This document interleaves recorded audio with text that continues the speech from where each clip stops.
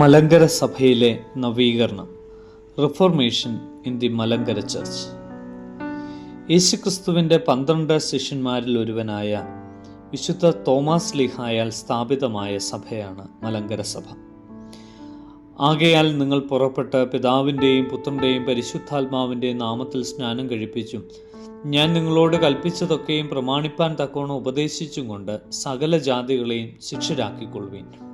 യേശുക്രിസ്തുവിൻ്റെ ഈ മഹാനിയോഗത്തെ ശിരസാവഹിച്ച് AD 52 Thomas അപ്പോസ്തോലൻ ഭാരതത്തിലെത്തി. കേരളത്തിലെ കൊടുങ്ങല്ലൂരിലെത്തി അവിടെ ഇതര വിശ്വാസ സമൂഹത്തോട് സുവിശേഷം അറിയിക്കുകയും അതിലൂടെ അനേകർ ക്രിസ്തുവിശ്വാസം സ്വീകരിക്കുകയും ചെയ്തു. തുടർന്ന് അദ്ദേഹം കേരളത്തിലുടനീളം സഞ്ചരിച്ച് പള്ളികൾ സ്ഥാപിക്കുകയും വിശ്വസിച്ചവരിൽ നിന്ന് സഭാഭരണത്തിനായി പ്രത്യേകം ആളുകളെ നിയോഗിക്കുകയും ചെയ്തു.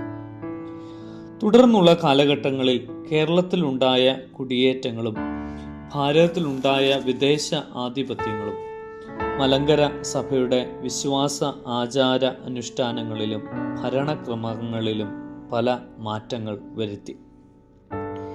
AD 345 കനായി തൊമ്മൻ എന്ന വ്യാപാരിയുടെ നേതൃത്വത്തിൽ പേർഷ്യയിൽ നിന്നും കേരളത്തിലേക്ക് കുടിയേറിയ ക്രൈസ്തവ കുടുംബങ്ങൾ മലങ്കരയിലെ ക്രിസ്തീയ വിശ്വാസികളോട് ഉറ്റ ബന്ധം പുലർത്തി. ഈ ബന്ധം പേർഷ്യൻ ആരാധനാക്രമങ്ങളുടെയും പൗരസ്ത്യ സുറിയാനി ഭാഷയുടെയും നെസ്തോറിയൻ വിശ്വാസത്തിൻ്റെയും ഒക്കെ സ്വാധീനം മലങ്കര സഭയിൽ ഉണ്ടാകുന്നതിന് കാരണമായി.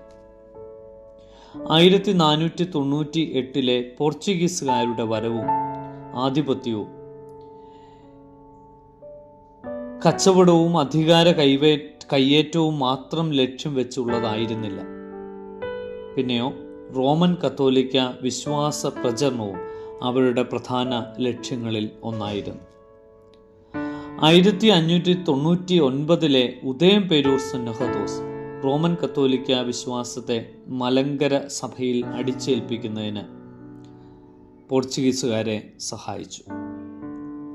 1653 കൂനൻ കുരിശ് സത്യത്തിലൂടെ റോമൻ നുകത്തിന് കീഴിൽ ഞങ്ങൾ കഴിയുകയില്ല എന്ന് സത്യപ്രതിജ്ഞ ചെയ്ത മലങ്കര വിശ്വാസികൾ മലങ്കര സഭയുടെ തലവനായി മാർത്തോമ എന്ന സ്ഥാനപ്പേരിൽ തങ്ങളുടെ മെത്രാപ്പൊലീത്തായെ സ്ഥാനാഭിഷേകം ചെയ്തു.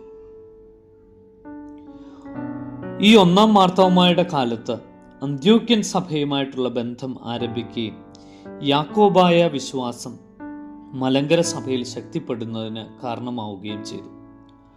പോർച്ചുഗീസുകാരുടെ കാലത്തിന് ശേഷമുള്ള ഡച്ച് ആധിപത്യം ഈ അന്ത്യോക്യൻ യാക്കോബായ ബന്ധത്തെ കൂടുതൽ ബലപ്പെടുത്തി. അങ്ങനെ റോമൻ നുകത്തിൽ നിന്ന് സ്വതന്ത്രമായ സഭ അന്ത്യോക്യൻ വിശ്വാസത്തിന്റെ നുകത്തിൻ കീഴിൽ അമർന്നു. വിവിധ കാലഘട്ടങ്ങളിൽ ഉണ്ടായ ഈ വിദേശ ആധിപത്യങ്ങൾ സഭയുടെ വിശ്വാസ ആചാര അനുഷ്ഠാനങ്ങൾ മാറ്റങ്ങൾ വരുത്തുകയും പല അന്ധവിശ്വാസങ്ങൾക്കും അനാചാരങ്ങൾക്കും സഭ കീഴ്പ്പെടുകയും ചെയ്തു.